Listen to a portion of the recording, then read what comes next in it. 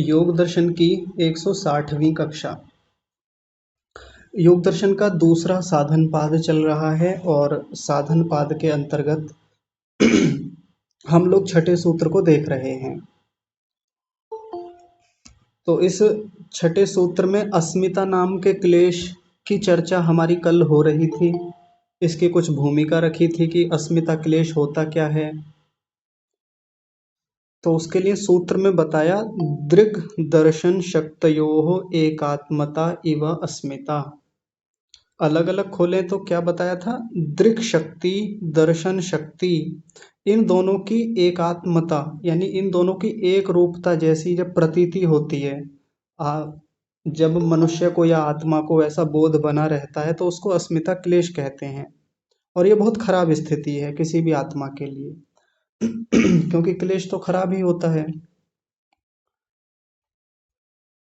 तो आज हम इसका भाष्य देखेंगे कि अस्मिता क्लेश में और क्या बातें व्यास जी ने कही हैं। लेकिन उस पर आगे बढ़ने से पहले अभी श्रीमान जी ने एक बात रखी थी कि जब आत्मा मन के साथ जुड़ा हुआ होता है और बाहर के किसी वस्तुओं का भोग करता है, तो ऐसे में जो ये सुख लेता है, ये रस लेता है, ये कौन लेता है? ये जो रस का जो स्वाद हुआ, ये किसको होता है? मन को होता है। चूंकि मन तो जड़ वस्तु है, मन को तो होना नहीं चाहिए। तो फिर आत्मा लेता है क्या?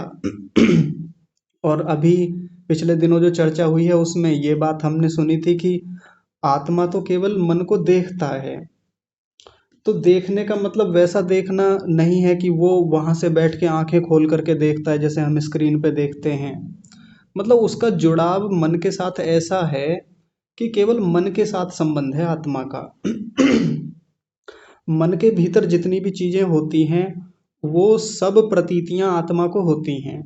मन तक जो संवेदनाएं बाहर से आती हैं किसी भी रूप में, चाहे वो शब्द की हैं, रूप की हैं, रस की हैं, स्पर्श की हैं या गंध की हैं, उन सबको जो अनुभूत करता है, ध्यान से समझेंगे एक एक शब्द को, उन सबको जो अनुभूत करता है, जो बाहर से वृत्तियां आ रही हैं, जो बाहर से संवेदनाएं आ रही हैं, अनुभूत करने वाला कौन है? आत्मा है। तो ये जो बाहर के जो जितनी वस्तुएं हैं उनका भोग करने वाला है वो तो अंततः आत्मा ही है, क्योंकि चेतन है। चेतन ही हमेशा भोगने वाला होता है, जड़ वस्तुएं कभी किसी का भोग नहीं करती। ये बात हो गई। एक बात तो इसको नोट कर लें अच्छे से।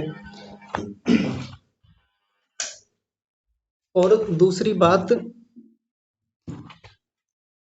कि जब बाहर से कोई विषय आया, बाहर से मान लीजिए रस नाम की संवेदना आई, तो वो सबसे पहले मन तक जाएगी। मन तक जाने के बाद में उसको ग्रहण करने का काम कौन करेगा? आत्मा करेगा। तो आत्मा जब उस रस को ग्रहण करता है तो उस समय जो सुख की अनुभूति वो लेता है वो भी आत्मा को ही होती है, वो मन को नहीं होती। अब जो आपने पिछली कक्षाओं में सुना कि आत्मा तो मन को देखता रहता है, तो इसका मतलब बस केवल देखता रहता है। केवल देखना काम नहीं है।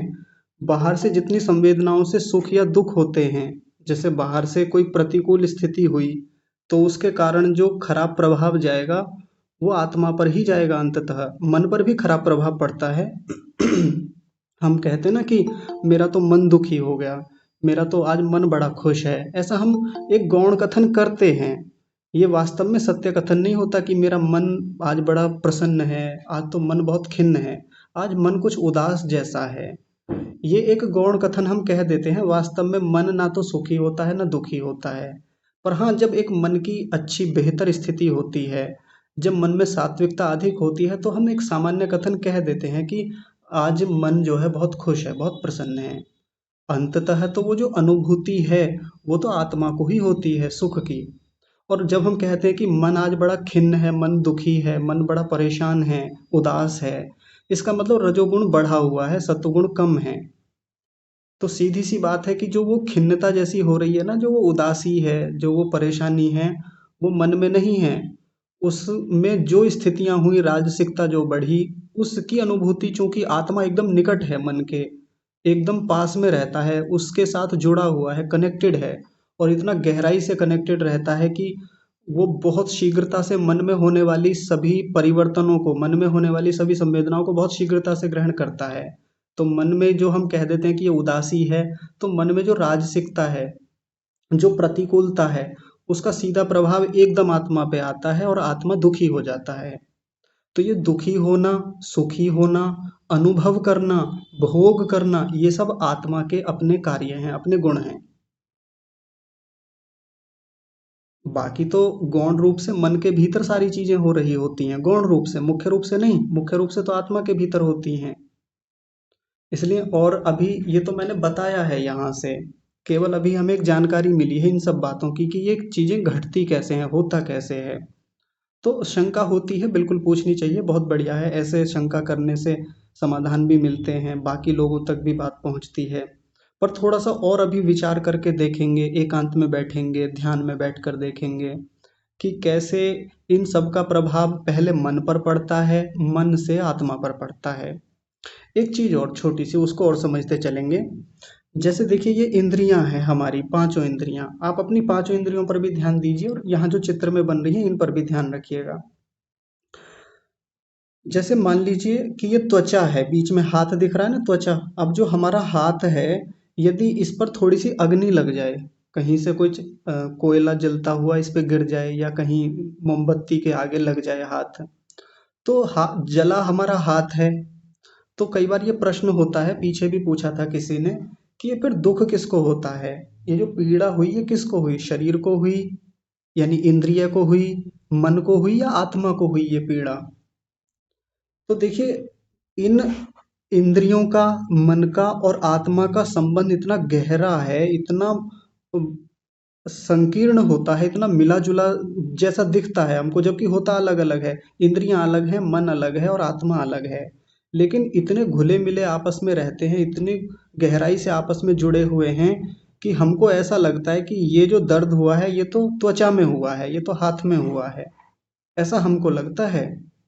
अब चूंकि वो पूरा एक तंत्रिका तंत्र बना हुआ है शरीर में, वो पूरा जाल बिछा हुआ है नस नाड़ियों का, कोशिकाओं का, जिसके कारण हमें लगता है कि ये हाथ में दर्द हुआ, ये तो जहां भी किसी ने थप्पड़ मारा कि मेरे तो गाल पे दर्द हुआ, हमको लगता है। क्योंकि वो इंद्रिय जो है, वहाँ वो संवेदनाएं बहुत गहरी हो जाती हैं, वहाँ संवेदनाएं बड़ी शीघ्रता से प्रकट होती हैं।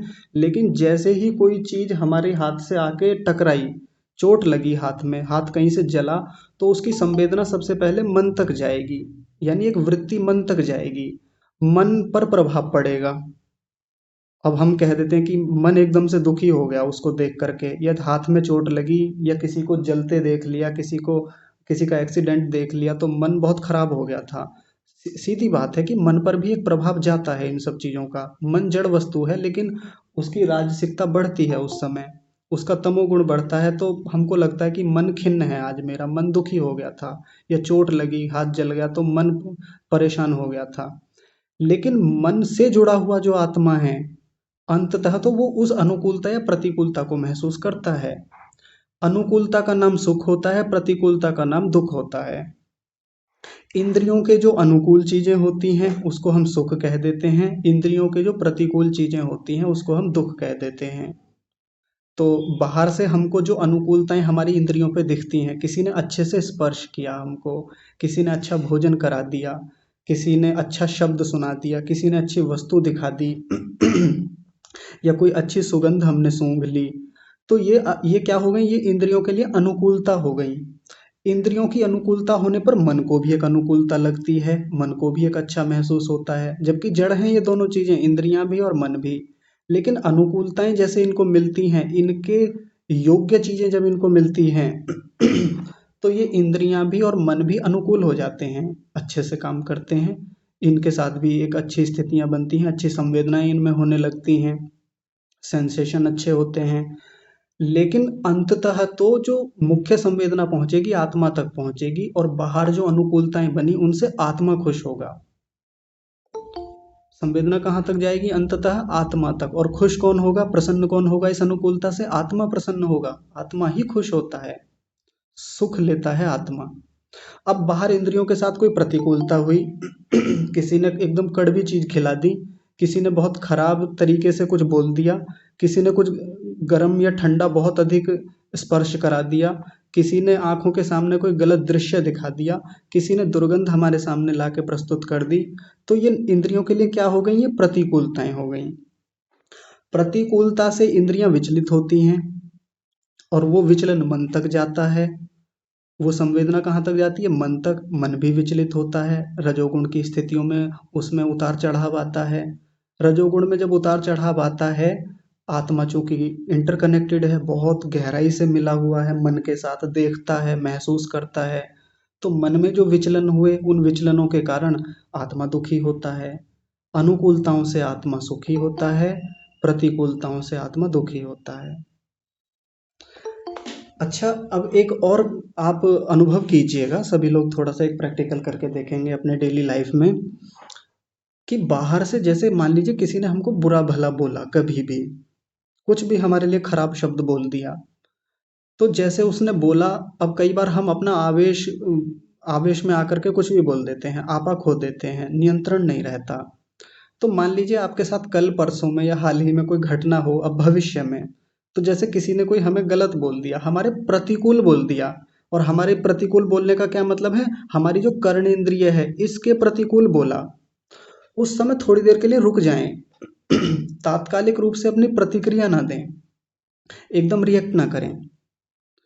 क्या करें फिर, थोड़ी देर के लिए ठहर कर देखें कि ये जो उस व्यक्ति ने खराब शब्द मेरे लिए बोला, मुझे गाली दी, मेरी भर्त्सना की, मेरी निंदा की, तो ये जो उसका जो शब्द आया, शब्द कहाँ गया, इस थोड़ी प्रक्रिया को स्लो करके देखें।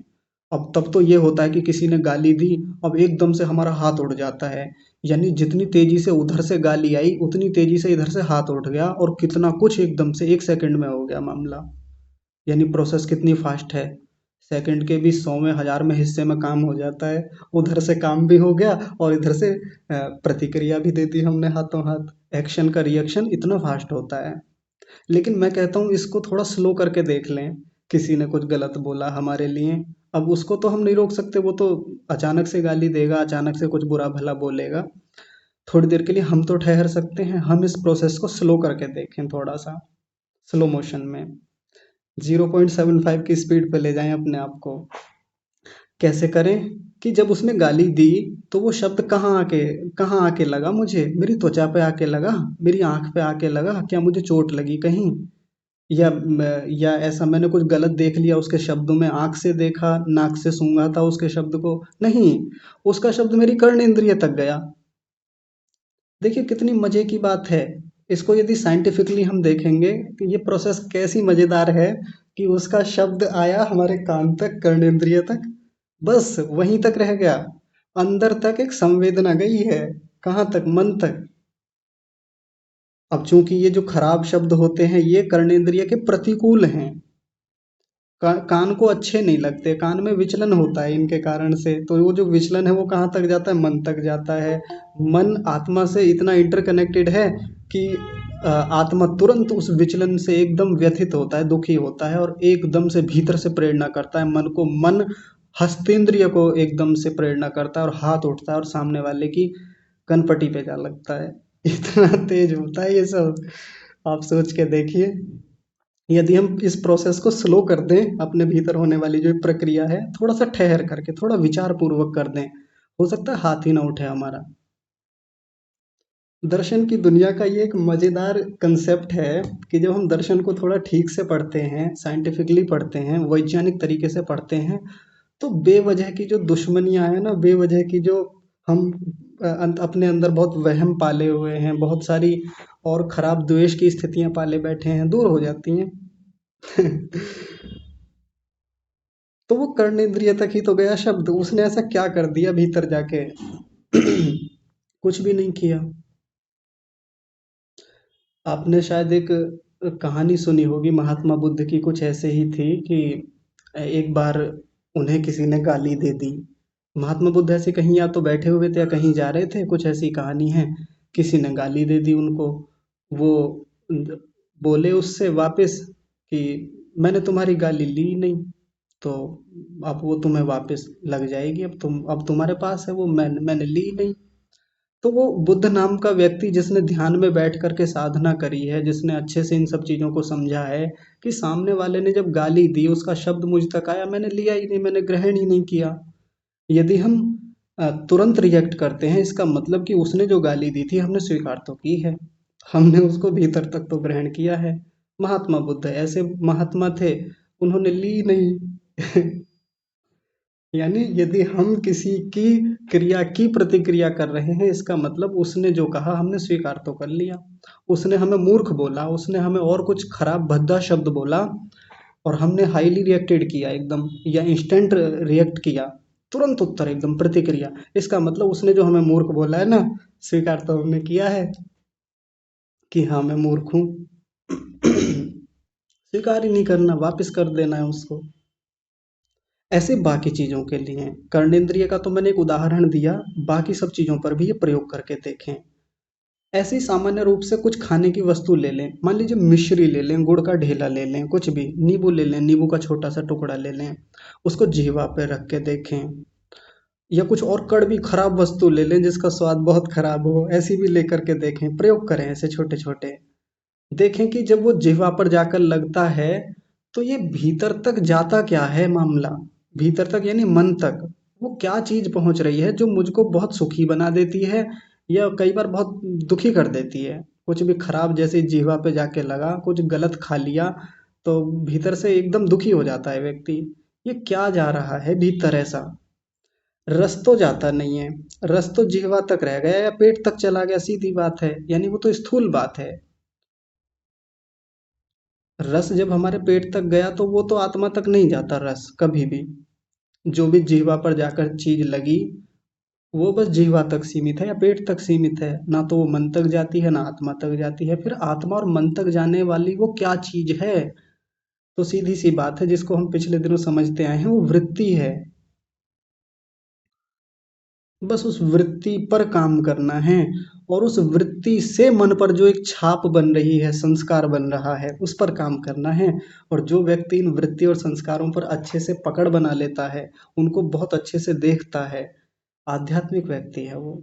आध्यात्मिक व्यक्ति है ही ये, जो ऐसे अपने वृत्तियों और संस्कारों पर काम करता है। बहुत अधिक नाम जप करने वाला, बहुत अधिक मालाएं जपने वाला, बहुत अधिक पूजा पाठ करने वाला, साधना करने वाला, या बाहर के क्रिया कर्म करने वाला, कर्म कांड करने वाला, यज्ञ करने वाला व्यक्ति आध्यात्मिक नहीं होता। हो सकता है वो भी ये बाहर की चीजें करेगा, लेकिन असली आध्यात्मिक व्यक्ति तो ये है जो इस प्रकार से चीजों पर काम करता है। ठीक है जी। तो ये बातें हो गई हमारी। अब व्यास भाष्य की ओर चलते हैं, देखते हैं, इसमें बहुत रोचक बातें हैं।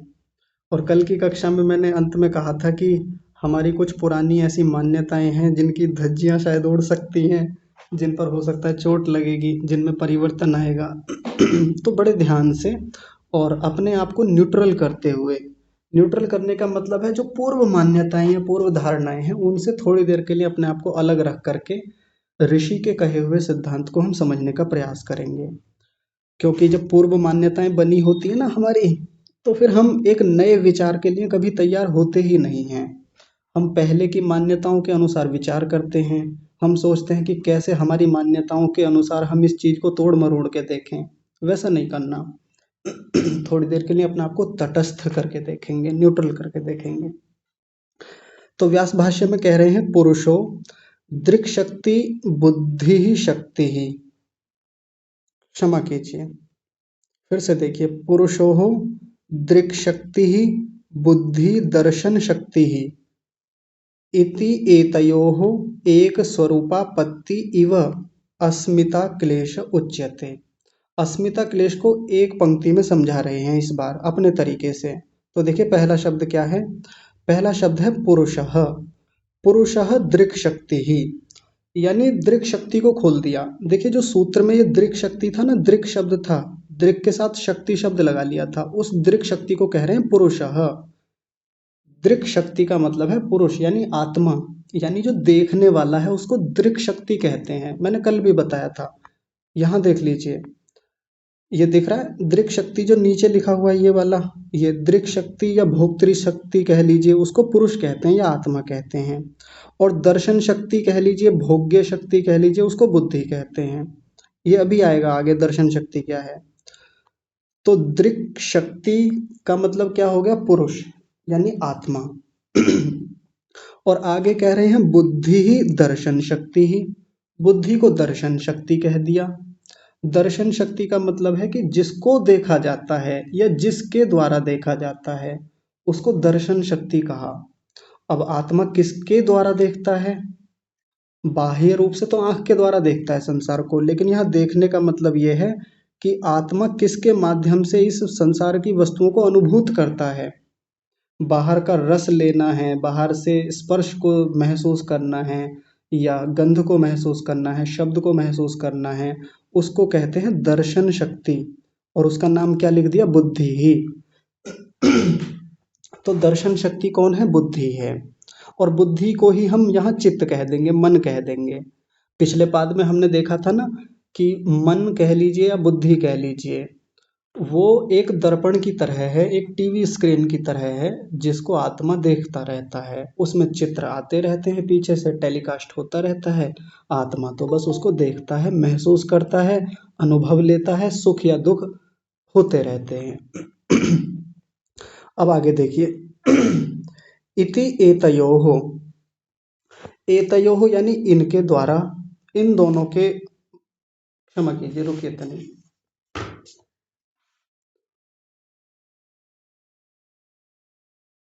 हाँ, एतयोः यानी इन दोनों की एक स्वरूपापत्ति। एक स्वरूपापत्ति का मतलब होता है एक स्वरूप प्राप्त होना। इवा माने जैसा, यानी प्रतीति होना, यानी वो एक स्वरूप जैसी प्रतीति होने को अस्मिता क्लेश उच्यते, उच्यते कहा जाता है। दृक् शक्ति और दर्शन शक्ति की एक स्वरूप स्थिति बना लेता है, एक स्वरूप आपत्ति कर लेता है। एक स्वरूप का मतलब क्या हो गया कि वैसे तो दृक् शक्ति अलग है, दर्शन शक्ति अलग है, आत्मा अलग है और ये बुद्धि अलग है, लेकिन उनको एक स्वरूप मान लेता है, एक स्वरूप जैसी आपत्ति कर लेता है। आपत्ति यानी प्राप्ति। और यहाँ अंत में एक शब्द है इव, इव माने ऐसा मान लेता है, उस जैसी समझ लेता है, एक स्वरूप आपत्ति।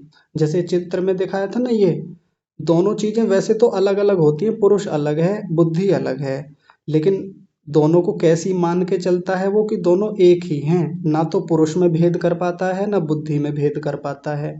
जैसा मैंने कल भी आपको बताया था कि सुबह उठने से लेकर रात्रि में सोने तक हमारे जितने भी व्यवहार रहते हैं, क्या हम कभी ऐसा महसूस कर पाते हैं कि ये तो बुद्धि का व्यवहार है और ये आत्मा का व्यवहार है? ऐसा होता है क्या, हम पकड़ पाते हैं कभी? सुबह से लेकर शाम तक जितनी भी वृत्तियां बनती हैं, जितना भी हम चीजों को देखते हैं, महसूस करते हैं, अनुभव करते हैं, सुख या दुख ले रहे होते हैं, उसमें इन दोनों की एक स्वरूप आपत्ति होती है, एक ही स्वरूप बना रहता है हमारा। वृत्तिसार रूपयम इतरत्र, आपने चौथा सूत्र पढ़ा होगा प्रथम पाद में। यानी जब इतर अवस्था होती है, योग के अलावा अवस्था होती है, समाधि से भिन्न जब व्यक्ति व्यवहार में होता है, तो वृत्तियों के जैसा ही आत्मा हो जाता है। जैसी वृत्तियां चल रही हैं, आत्मा भी बिल्कुल अपने आप को वैसा ही मानता है। ये स्थिति है। ठीक है जी, तो उसी को यहाँ पर अस्मिता क्लेश कहा है। आगे देखिए, आगे कह रहे हैं भोक्तृ भोग्य शक्त्योः अत्यंत विभक्तयोः अत्यंत असंकीर्णयोः अविभाग प्राप्ता इव सत्याम भोगः कल्पते।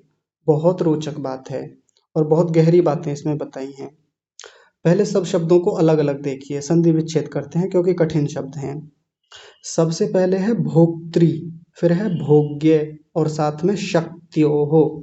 जैसा सूत्र में शक्त्योः शब्द है, उसको फिर और खोल रहे हैं आगे, तो भोक्तृ भोग्य शक्त्योः और आगे है अत्यंत विभक्तयोः, अत्यंत विभक्तयोः, और फिर आगे है अत्यंत असंकीर्णयोः, अत्यंत असंकीर्णयोः। आपको दिख रहा है ना, अत्यंत असंकीर्ण दिख रहा होगा, तो जब संधि विच्छेद करेंगे तो असंकीर्णयोः ऐसा हो जाएगा। और फिर इसके बाद है अविभाग प्राप्ता प्राप्ता, तनिक रुकिए, हाँ प्राप्ता विव दिख रहा है ना, प्राप्ता विव, इसको अलग अलग संधि विच्छेद करेंगे तो बनेगा प्राप्तो जमा इव। इव शब्द बार बार आ रहा है तो यहाँ भी इव शब्द फिर से आया है। फिर से समझिए, अविभाग प्राप्तो इव, आगे शब्द है सत्याम, फिर भोगः, फिर कल्पते। तो अब इसका तात्पर्य समझते हैं, देखिए भोक्तृ शक्ति और भोग्य शक्ति, पिछली बार बोले थे दृक् शक्ति दर्शन शक्ति, तो ये भी वैसे ही नाम है। दृक् शक्ति का मतलब भोक्तृ शक्ति, जो भोगने वाला है यानी आत्मा, वही तो बात है। पिछली बार उसको दृक् शक्ति बोला था, इस बार उसको भोक्तृ शक्ति कह रहे हैं। भोक्तृ यानी भोगने वाला, क्या भोगने वाला, सुख या दुख को भोगने वाला, यानी आत्मा को, क्षमा कीजिए, जो आत्मा बाहर की चीजों को भोग रहा है। और भोग्य शक्ति, भोग्य शक्ति का मतलब जिसको भोगा जाता है।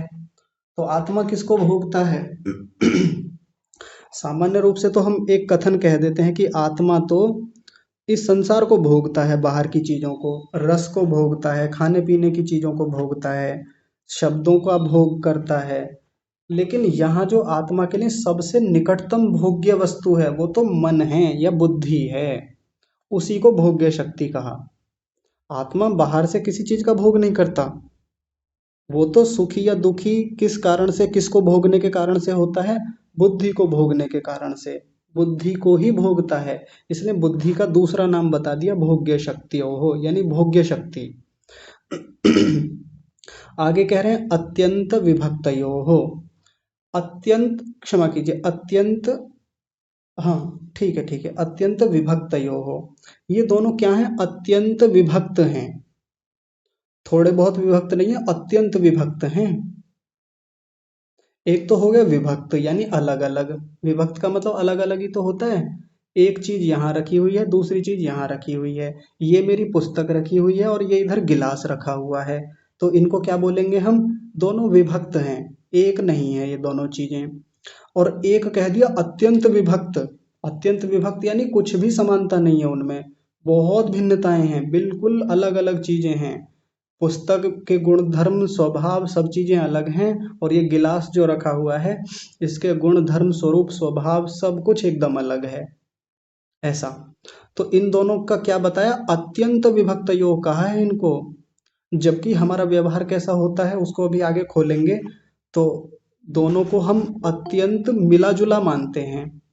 और फिर आगे देखिए और कह रहे हैं अत्यंत असंकीर्णयोः, अत्यंत असंकीर्ण है, संकीर्ण का मतलब होता है मिला जुला। जैसे एक गिलास पानी रखा हुआ है, उस एक गिलास पानी में कुछ चीनी के दाने डाल दिए मैंने, एक मुट्ठी चीनी के दाने डाल दिए, तो वो क्या हो जाता है, चीनी उसमें जाके संकीर्ण हो जाती है, मिलजुल जाती है, उसको तो कह देंगे कि वो पानी में जाके संकीर्ण हो गई। लेकिन अब मैंने उसमें क्या किया, मैंने उसी एक गिलास पानी में कुछ लकड़ी के टुकड़े डाल दिए छोटे छोटे से, वो उसमें घुली मिली नहीं, तो पानी और लकड़ी के टुकड़े क्या हो गए, अत्यंत असंकीर्ण हो गए, यानी मिलते जुलते नहीं है आपस में, पानी में लकड़ी नहीं मिलती कभी भी, या लोहे के टुकड़े, लोहे की गोलियां, कांच की गोलियां डाल दी, आपस में मिलती थोड़ी हैं, तो असंकीर्ण हैं दोनों। ऐसे ही ये जो भोक्तृ शक्ति है और भोग्य शक्ति है, दोनों अत्यंत असंकीर्ण होते हैं। लेकिन भीतर हमारी अविद्या इतनी गहरी घुसी हुई है, इतनी अविद्या है हमारे भीतर कि हमको आत्मा का और इस बुद्धि का भेद ही पता नहीं चलता। बाहर तो गिलास में पानी रखा हुआ है और उसमें कुछ कांच की गोलियां डाल दी, तो हमको सीधा पता चल जाता है कि भाई ये कांच की गोलियां अलग हैं और ये पानी अलग चीज है, अत्यंत असंकीर्ण है, मिली जुली नहीं है, बिल्कुल भिन्न भिन्न है, अत्यंत अविभक्त है। लेकिन अगर पानी में चीनी की बूंदे, क्षमा कीजिए, चीनी के दाने डाल दें, बूरा डाल दें, नमक डाल दें, तो घुल मिल जाता है, पता ही नहीं चलता। यही मामला भीतर हमारे चलता है। जैसे जैसे चीनी पानी में जाकर जाकर के अत्यंत संकीर्ण हो जाती है, मिल जाती है, वैसे ही आत्मा और बुद्धि का व्यवहार हमारा हमेशा चलता रहता है, पूरे जीवन भर मिला जुला रहता है, हम भेद ही नहीं कर पाते कभी। अब यहाँ तो हमने योग दर्शन में ये बात पढ़ ली, ये बाहर से विद्वानों के माध्यम से हमने समझ लिया कि आत्मा और मन जो है ये अत्यंत असंकीर्ण हैं, अत्यंत विभक्त हैं, अलग अलग चीजें हैं दोनों। ये सुन ली केवल बात। अब सोचिए ना सुनते तो हम तो हमेशा हमारा वही व्यवहार चलता रहता, और अभी सुन करके भी कौन सा व्यवहार बदल थोड़े गया, अभी कौन सा अनुभूति थोड़ी हो गई, अभी तो केवल सुना है, अभी तो केवल शब्द ज्ञान हुआ है हमको। और देखिए आगे क्या कह रहे हैं। अविभाग प्राप्तो इव, इनको अविभाग की प्राप्ति जैसा मानता हुआ, यानी अविभागित तो समझता है आत्मा इनको कि दोनों में कोई विभाग ही नहीं है। अविभाग की प्राप्ति, सत्याम का मतलब होता है होने पर, अत्यंत अविभाग होने पर भोगः कल्पते, भोग सिद्ध हो पाता है। जब आत्मा इनको अविभाग की प्राप्ति वाला मानता है, ऐसा होने पर तभी जाकर भोग सिद्ध हो पाते हैं, भोग हो पाता है किसी भी चीज का। और ये बहुत गहरी बात है, इसको सामान्य भाषा में समझते हैं। भोग का मतलब क्या है? भोग का मतलब सांसारिक सुख या दुख है। हमको संसार में जितने भी सुख या दुख होते हैं ना, वो इसी कारण से होते हैं क्योंकि आत्मा और बुद्धि को अविभाग प्राप्त किया हुआ है, यानी मिला जुला मान रखा है। विभाग प्राप्ति का मतलब तो हो गया अलग अलग मानता है, अविभाग प्राप्ति का मतलब होता है कि उनको एक साथ मिला जुला मानता है। यानी हम भीतर से हमारी सारी अनुभूतियां कैसी चलती हैं, हमारी सारी अनुभूतियां आत्मा और बुद्धि को एक ही मान के चल रही हैं। क्या हम कभी भेद कर पाते हैं आत्मा और बुद्धि की वृत्तियों का? अलग अलग नहीं कर पाते। और भेद ना कर पा रहे हैं यानी ये अस्मिता क्लेश बना हुआ है, इसीलिए सारे भोग चल रहे हैं हमारे। हमको जितना सुख हो रहा है, जितना भी दुख हो रहा है, वो इसी अस्मिता क्लेश के कारण से हो रहा है। हम जो ये दोनों को एक मान रहे हैं इसी कारण से। जब से हमने जन्म लिया और जब तक हमारी मृत्यु हुई और तब तक यदि हमारी समाधि नहीं लगी और हमको वो विवेक ख्याति प्राप्त नहीं हुई, तब तक ये भोग ऐसे ही चलते रहेंगे। क्यों? क्योंकि अस्मिता क्लेश भीतर बना हुआ है। बहुत रोचक बात है, बहुत गहरी बात है ये। सारे के सारे सांसारिक सुख या दुख जितने भी हो रहे हैं, ये इस अस्मिता क्लेश के कारण से ही हो रहे हैं। अगर ये अस्मिता क्लेश हट जाए, हम चित्त को अलग मान लें और बुद्धि को अलग क्षमा कीजिए, आत्मा को अलग मान लें और बुद्धि को अलग मान लें, दोनों का अलग अलग ज्ञान हो जाए, जिसको सत्व पुरुष अन्यथा ख्याति कहते हैं। यहाँ जो देखिए चित्र में जो ऊपर बना हुआ है, सत्व पुरुष अन्यथा ख्याति, दोनों का अलग अलग साक्षात्कार हो गया, हमको ज्ञान हो गया, अलग अलग मान लिया हमने, अनुभूत कर लिया। तो ऐसा होने पर फिर भोग नहीं होगा, फिर क्या होगा? फिर मुक्ति होगी, जिसको आगे कह रहे हैं देखिए। देखिए क्या कहा आगे। स्वरूप प्रतिलंबे तु तयोः केवल्यम एव भवति कुतो भोग इति। स्वरूप प्रतिलंबे, स्वरूप प्रतिलंबे का मतलब है स्वरूप की प्राप्ति हो जाने पर। स्वरूप की प्राप्ति हो जाने पर का मतलब क्या है? यानी साक्षात्कार हो गया दोनों का। तयोहो, तयोहो यानी दोनों का, ये जो दोनों चीजें हैं, आत्मा का अलग साक्षात्कार हो गया और बुद्धि का साक्षात्कार अलग हो गया, यानी इनके स्वरूप की प्राप्ति हो गई। और ये साक्षात्कार कहाँ होता है? पिछले पाद में हमने पढ़ा था, ये होता है संप्रज्ञात समाधि में। संप्रज्ञात समाधि के भी चार भेद देखे थे। तो अंतिम समाधि आते आते, यानी अस्मितानुगत संप्रज्ञात समाधि आते आते क्या हो जाता है? स्वरूप प्रतिलंबे, इन दोनों का स्वरूप अलग अलग पता चल जाता है और वहाँ जो ज्ञान होता है उसी को विवेक ख्याति कहते हैं, उसी को पुरुष ख्याति भी कह देते हैं, उसी को सत्व पुरुष अन्यता ख्याति भी कहते हैं। और जब वो सत्व पुरुष अन्यता ख्याति प्राप्त होती है, जब इनके स्वरूप की अलग अलग प्राप्ति हो जाती है, तो फिर क्या होता है? कैवल्यम एव भवति। कैवल्य होता है, फिर तो मुक्ति होती है उसके बाद। मतलब एकदम मुक्ति नहीं होती, लेकिन उसके बाद फिर असंप्रज्ञात समाधि है, फिर जाके मुक्ति होती है। बात समझ में आ रही है? यानी जब तक ये अस्मिता क्लेश बना रहेगा, हमारे भीतर जो ये अविद्या है कि हम आत्मा और बुद्धि का भेद नहीं कर पा रहे हैं, ये अस्मिता क्लेश हो गया। जब तक ये बना हुआ है तब तक भोगः कल्पते, ये सुख दुख चलते रहेंगे ऐसे ही। जन्म मरण बार बार होता रहेगा, फिर सुख भोग करने के लिए, दुख भोग करने के लिए फिर जन्म होगा हमारा, फिर मृत्यु होगी, फिर अगले जन्मों में जाएंगे। इतना खराब होता है ये अस्मिता क्लेश। आप लोगों के हाथ खड़े हुए हैं, अभी बात करेंगे।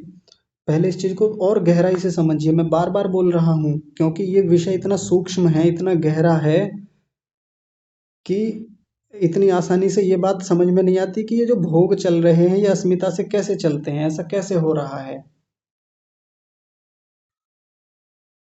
पहले तो इस बात को यथावत मानेंगे, हम जैसी लिखी हुई है ऐसा मान के चलेंगे कि जब तक हम इन भोक्तृ शक्ति और भोग्य शक्ति को एक मान करके हमारे सारे व्यवहार चल रहे हैं, हम जो भी खा रहे हैं पी रहे हैं, जो भी विचार चल रहा है भीतर, वो कैसा चलता है, भोक्तृ शक्ति और भोग्य शक्ति को एक मान के चलता है। इसी को अस्मिता क्लेश कहा। इसी अस्मिता क्लेश के कारण से भोगः कल्पते, सुख दुख हो रहे हैं हमको। और स्वरूप प्रतिलंबे तू तयोः कैवल्यम एव भवति, यदि स्वरूप की प्राप्ति हो जाए यानी विवेक ख्याति की प्राप्ति हो जाए, इन दोनों का स्वरूप अलग अलग साक्षात्कार हो जाए तो क्या होता है, कैवल्य होता है, मुक्ति हो जाती है फिर। और फिर आगे कह रहे हैं कुतो भोग इति, तो फिर भोग कहाँ से होगा। जब कैवल्य हो जाएगा तो फिर भोग कहाँ से होगा। यानी सारा का सारा मामला कहाँ जाके खत्म होता है, विवेक ख्याति पर। विवेक ख्याति की प्राप्ति हो जाए, सत्व पुरुष अन्यता ख्याति की प्राप्ति हो जाए, या कह लें कि इन दोनों का अलग अलग ज्ञान हो जाए, आत्मा का अलग और बुद्धि का अलग। कुतब कुतो भोग इति, फिर भोग कहाँ से होगा, भोग होगा ही नहीं फिर तो मुक्ति की तरफ चले जाएंगे हम, कहानी खत्म। और बस आगे एक बात और कह रहे हैं, तथा च उक्तम, वैसे ही कहा जाता है। और ऐसा पीछे भी आया था, तथा च उक्तम, तथा च उक्तम, बार बार आता है ये। और ये वचन किसका है, पंचशिखाचार्य, एक आचार्य हुए पंचशिख नाम के, तो उनका ये वचन है। कह रहे हैं बुद्धितः परम पुरुषम आकारशील विद्यादि भी विभक्तम अपश्यन् कुर्यात् तत्र आत्मबुद्धिं मोहेन इति। पहले एक एक शब्द को अलग अलग देखिए, फिर इसका तात्पर्य समझते हैं। बुद्धितः परम पुरुषम, है ना, पुरुषम, और आगे है आकार, फिर है शील, फिर है विद्यादि भी, और फिर है विभक्तम, विभक्तम में जुड़ा हुआ है अपश्यन, अपश्यन के साथ है कुर्यात, फिर है आगे तत्र, तत्र के साथ जुड़ा हुआ है आत्मबुद्धिम, एक ही शब्द है आत्मबुद्धिम, और अंत में है मोहेन इति। तो हम पीछे से देखेंगे, मोहेन, मोहेन यानी मोह के कारण, यानी ये जो मामला जितना भी चल रहा है ना हमारे साथ, ये सब मोह के कारण होता है। तो कह रहे हैं मोहेन यानी मोह के कारण, बुद्धितः परम, बुद्धि से परे जो है, बुद्धि से जो एकदम भिन्न है, परम का मतलब होता है परे, जैसे हम कहते थे ना इससे परे, परे का मतलब होता है भिन्न, दूसरा कोई अलग। तो बुद्धितः परम, बुद्धि से जो परे क्या है, पुरुष। और वो पुरुष को क्या कह रहे हैं, आकार, उसका जो आकार है। शील, शील कहते हैं स्वभाव को, उस आत्मा का जो स्वभाव है वो भी अलग है। तनिक रुकिए।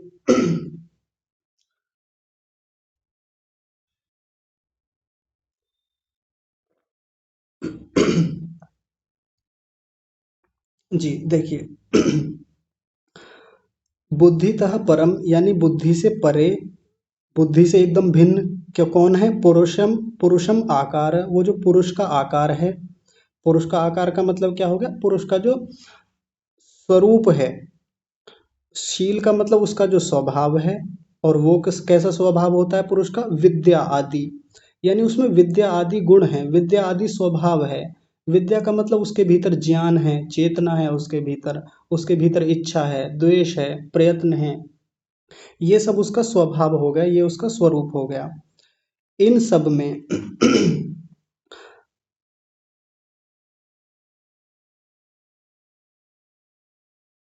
अच्छा, इन सबको विभक्तम, विभक्तम यानी बिल्कुल अलग अलग, अपश्यन न देखता हुआ, इन सबको विभक्तम यानी अलग अलग, किस किस को अलग अलग, एक तो बुद्धि जो है, बुद्धि से परे आत्मा को अविभक्त, क्षमा कीजिए, विभक्त यानी अलग अलग, अपश्यन न देखता हुआ, तत्र यानी उसमें, उसमें किसमें, बुद्धि में, अ, बुद्धि में आत्म बुद्धिम कुर्यात, आत्मबुद्धि कर लेता है। आसान भाषा में समझते हैं इसको, मैं फिर से बताता हूँ, देखिए। बुद्धि से परे ये आत्मा है, यानी बुद्धि से भिन्न आत्मा है, और आत्मा का स्वभाव, आत्मा का जो स्वरूप है वो बिल्कुल कैसा है, विभक्त है। उसको विभक्त, अपश्यन, अपश्यन का मतलब हो गया न देखता हुआ, पश्यन का मतलब होता है देखता हुआ, अपश्यन का मतलब होता है न देखता हुआ। तत्र माने उसमें, आत्मबुद्धिम कुर्यात, आत्मबुद्धि कर लेता है, किसमें, आत्मा में, उस आत्मा में आत्मबुद्धि कर लेता है, यानी आत्मा को ही बुद्धि मान लेता है और बुद्धि को आत्मा मान लेता है, किसके कारण, मोहेन, मोह के कारण से। मोह का मतलब क्या है यहाँ पर, मोह का मतलब अविद्या से है। अविद्या के कारण से, मिथ्या ज्ञान के कारण से वो बुद्धि में आत्मा का और आत्मा में बुद्धि को मान लेता है, ऐसा इसका यहाँ पर तात्पर्य है। तो कुल मिलाकर ये अस्मिता क्लेश यहाँ पर पूरा हुआ। आप इस पर विचार कीजिएगा, किसी को कोई बात समझ में ना आए तो फिर पूछिएगा। जी, श्रीमान रामपाल जी महोदय जी, कुछ कह रहे हैं आप? जी आचार्य जी, ये इसका मतलब ये है कि मन और बुद्धि को अस्मिता का अर्थ है, मतलब ये है मन और बुद्धि को एक मान लेना।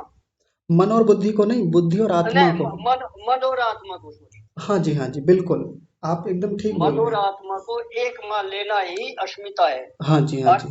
जब जब जब ये खत्म हो जाएगा तभी मोक्ष प्राप्ति होगी। हाँ जी, बिल्कुल। जब ये है जी। जी जी, ठीक है बिल्कुल। जी आचार्य जी, बहुत बहुत धन्यवाद। हाँ जी, गायत्री माता जी, आप बताइए। नमस्ते आचार्य जी। नमस्ते माता जी। आचार्य जी, आपने कहा कि जब आत्मा मन या बुद्धि को एक मानता है, स्वयं को और बुद्धि को एक मान लेता है, जी तब ही वो संसार के भोगों को भोगता है। जी और विवेक ख्याति प्राप्त होने के बाद वो मुक्ति को प्राप्त हो जाता है, जी। तो भोग तो समाप्त हो जाता है। हाँ जी। लेकिन आचार्य जी, ये जो जीवन मुक्त होता है योगी, जी वो तो जी रहा होता है और भोग भी कर रहा होता है, जी। तो वहां क्या कैसे मानेंगे इसको? हाँ, देखिए, जब तक वो पूरी तरह जीवन मुक्त नहीं होता, जीवन मुक्त का मतलब है शरीर छूट गया और फिर आत्मा मुक्ति की तरफ चला जाता है और चित्त अपना कारण रूप में विलीन हो जाता है।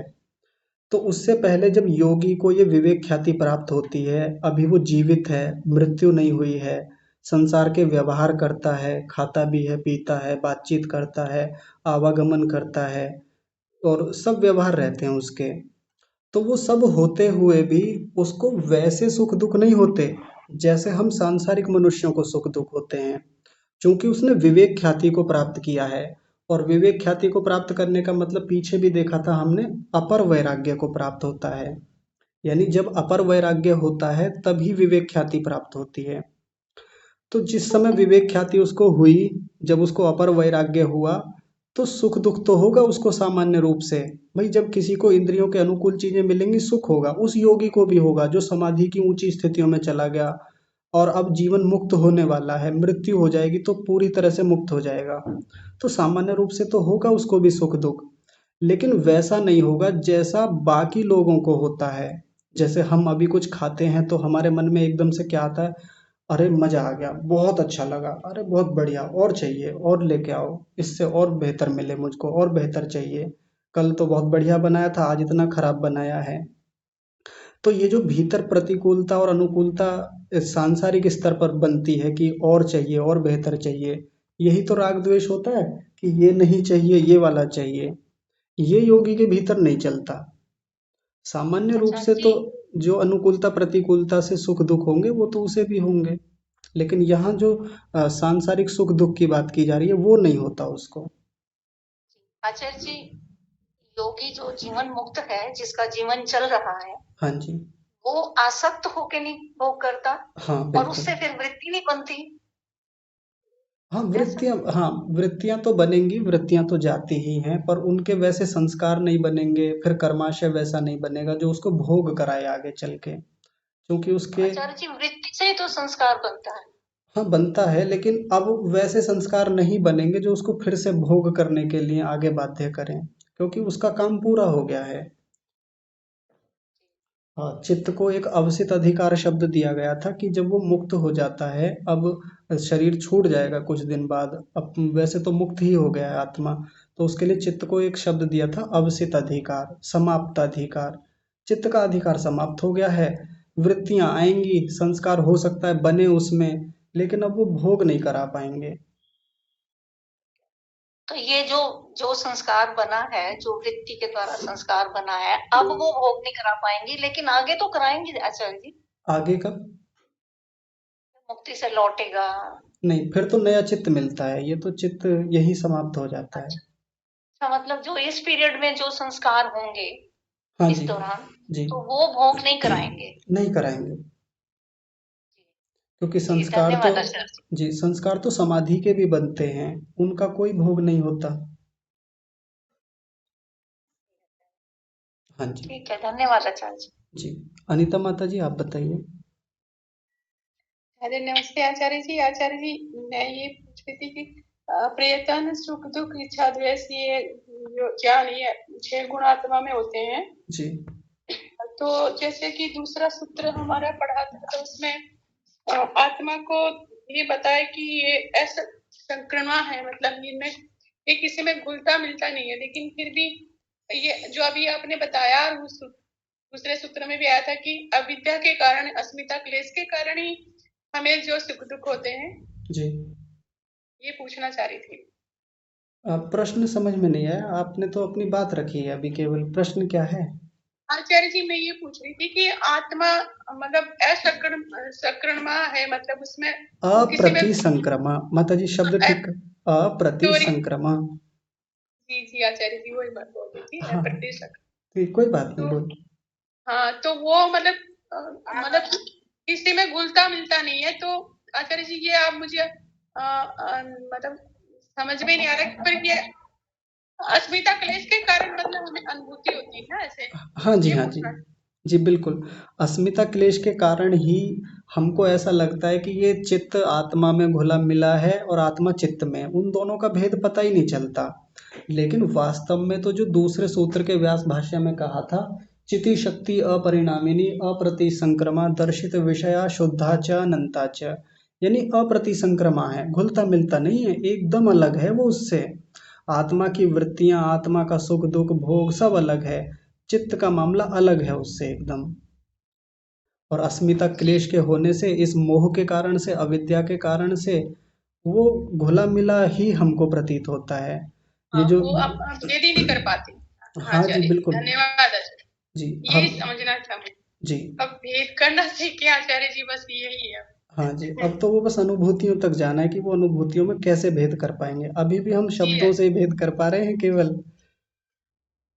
जी आचार्य जी, वही है बस। अब हाँ। आगे अनुभूति करनी है। जी जी। हाँ, श्रीमान गणेश महोदय जी हैं, आप बताइए। जी नमस्ते। नमस्ते जी। तथा उत्तम बुद्धि का परम, ये जो फर्स्ट वाक्य है, कृपया और एक बार समझा दीजिए। कौन सा वाला, एक बार फिर से बताइए। तथा उत्तम बुद्धि का परम पुरुषमाकरम। जी, ठीक है ठीक है, मैं समझ गया, देखिए एक बार फिर से देख लीजिए। बुद्धितः परम, बुद्धि से परे, परे का मतलब भिन्न, कौन है? पुरुष है, बुद्धि से जो परे पुरुष है उसके बारे में बता रहे हैं कि उसका आकार, उसका शील यानी उसका स्वभाव, और वो स्वभाव कैसा है, विद्या आदि भी, विद्या आदि वाला है। वो विभक्तम, विभक्त है। दोनों चीजें कैसी हैं, विभक्त हैं, यानी बुद्धि भी अलग है और ये पुरुष की जो ये स्थितियां ये भी अलग है। हम सीधी भाषा में कहें कि बुद्धि का स्वरूप अलग है, आत्मा का स्वरूप एकदम अलग है। तो इन ये विभक्त होते हुए भी क्या होता है, मोहे न, मोह के कारण से, अपश्यन, उनको विभक्त न देखता हुआ, विभक्तम अपश्यन, यानी विभक्त नहीं देख पाता, किसके कारण, मोह के कारण। और क्या कर लेता है, कुर्यात यानी कर लेता है, तत्र आत्मबुद्धि, उसमें आत्मबुद्धि कर लेता है, अपने होने का बोध कर लेता है। ये व्यक्ति बुद्धि में आत्मबोध कर लेता है, या आत्मा में बुद्धि होने का बोध हो जाता है उसको, आपस में घुल मिल जाता है, ये कहने का मतलब है। जी आचार्य जी। हाँ जी, ठीक है। उसमें वह वह का मोहे न, इसका अर्थ क्या रहेगा? मोहे न यानी मोह के द्वारा, मोह के कारण। मोह का मतलब यहाँ अविद्या है, यानी मिथ्या ज्ञान है, इसके कारण ये सब होता है। चलिए ठीक है। मीना माता जी आप बताइए। नमस्ते आचार्य जी, मेरा बड़ा सिंपल सा क्वेश्चन है। जैसे कि सबसे पहले इन्होंने पूछा कि रसगुल्ला खाने से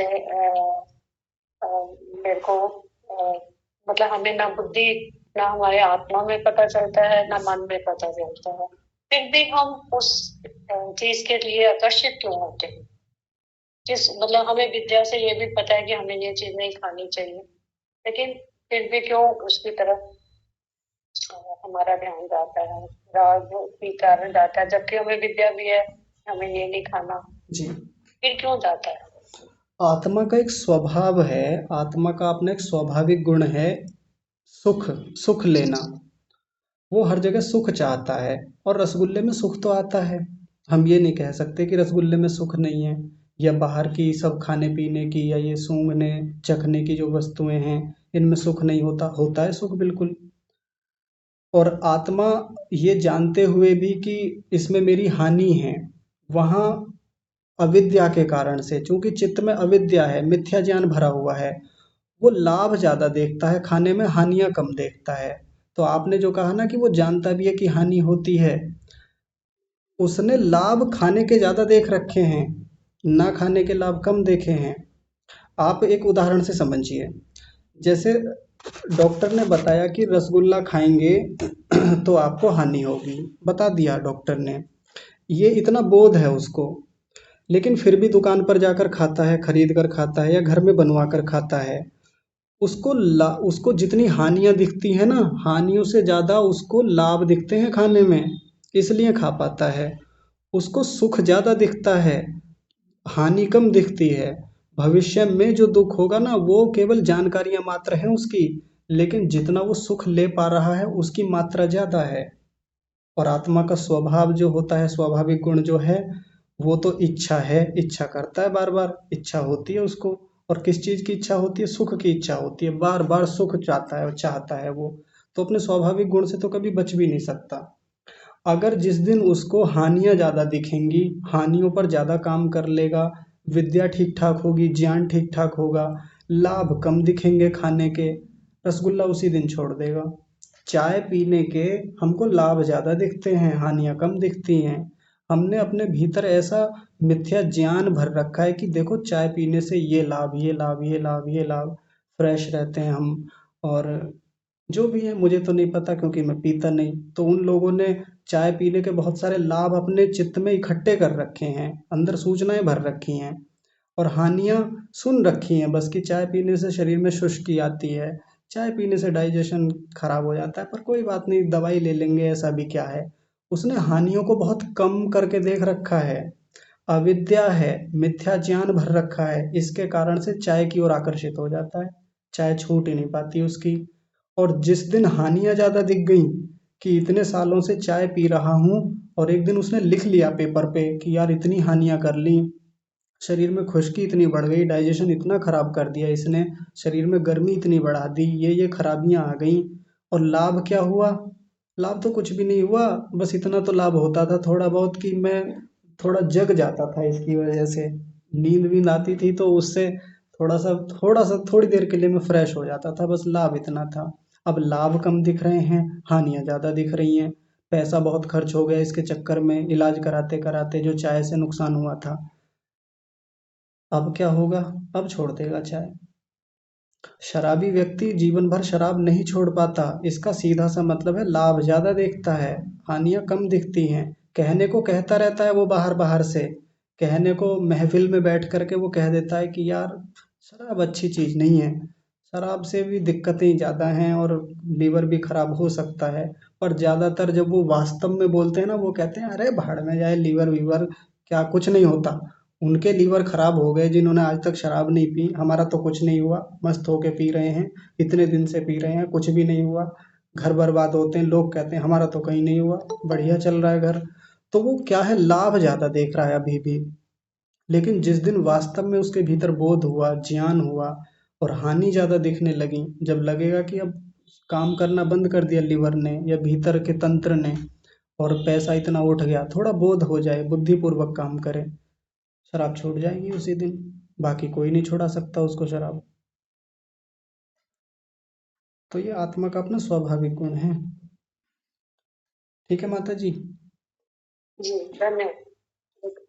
हाँ जी, तो इस पूरी प्रक्रिया में एक चीज ध्यान रखने वाली है कि अपने भीतर का जैसा बोध होगा, जैसा ज्ञान होगा, शुद्ध ज्ञान होगा, तो फिर आत्मा की प्रवृत्ति इन खराब चीजों में, भोगों में ज्यादा जाएगी ही नहीं।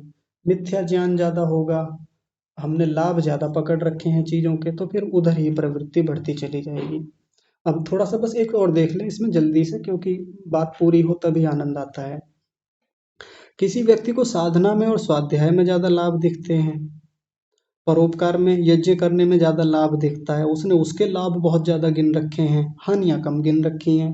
हानियां इतनी गिन रखी हैं कि समय खराब हो जाता है कई बार।